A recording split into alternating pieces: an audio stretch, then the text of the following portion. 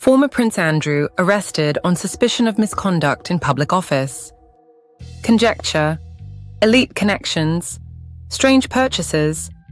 During testimony before the Senate Judiciary Committee in September 2025, FBI Director Kash Patel stated that, based on the investigative files in the FBI's possession, there was no credible information, none.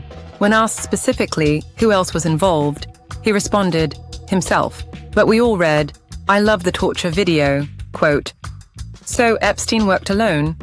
No broader network? No credible evidence of a ring? No substantiated co-conspirators reflected in the files? However, co-conspirators were blacked out. Outrageous. Photos surfaced. Names appeared in flight logs. The world came to know Jeffrey Epstein as a financier with improbable access, Manhattan townhouses, a private island, and a jet whose manifests became artifacts of scrutiny. Court records established that he sexually abused minors. Ghislaine Maxwell was later convicted for her role in trafficking. Those are facts. Beyond that, proximity became headline material.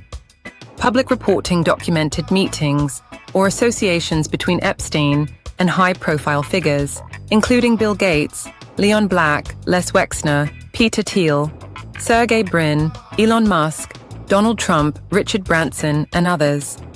Many have publicly stated their interactions were limited, professional, mischaracterized, or a mistake in judgment. Some said they met him once. Some said they discussed philanthropy. Some expressed regret.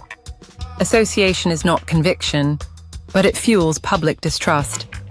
A 14-year-old later told interviewers she went to Epstein's home and ended up giving paid massages against her expectations. She said she felt uncomfortable and degraded. Another, 17, described being approached outside a dance studio, initially believing she had encountered a wealthy client who might change her life. The encounters escalated into massages and beyond. Financial control, gradual boundary testing, coercion disguised as opportunity. These patterns were documented in court filings and testimony. Now move the setting offshore. Most people do not understand what happens legally when a yacht leaves territorial waters. Maritime law governs vessels based on their flag state, the country where the vessel is registered, not necessarily the nationality of passengers or the nearest coastline. If a vessel is flagged in one country, owned through a holding company in another, docked elsewhere, and moves into international waters, jurisdiction fragments, which law applies? Which agency investigates? Where is a report filed? Crimes committed in international waters can require cooperation between nations. Evidence collection may slow. Witnesses disperse across borders. Legal teams versed in admiralty law navigate flag of convenience registries and extraterritorial statutes.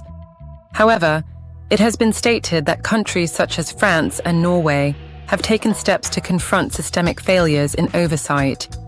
None of this erases accountability, but it complicates the path toward it. On land, someone might leave, make a call, walk into a public space. On a vessel, miles offshore, mobility narrows. Phones may be collected for privacy. Crew answer to the captain. The captain answers to ownership. The horizon stretches outward. Options do not. This is not partisan. It is structural. When wealth intersects with mobility and layered jurisdiction, oversight strains. Opacity invites suspicion. Are the waters being intentionally muddied, or is complexity itself the barrier? Epstein reportedly suggested to at least one victim that powerful people were his friends, and that reporting would not change anything. Whether quoted verbatim or paraphrased in testimony, the message was clear. Power insulates. That perception alone can silence. And then there are the yachts.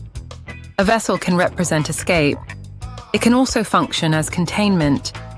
Once offshore, rights do not disappear, but asserting them may depend on international coordination. Few passengers understand before stepping aboard. So the caution is direct. Do not assume that leaving land leaves the law unchanged.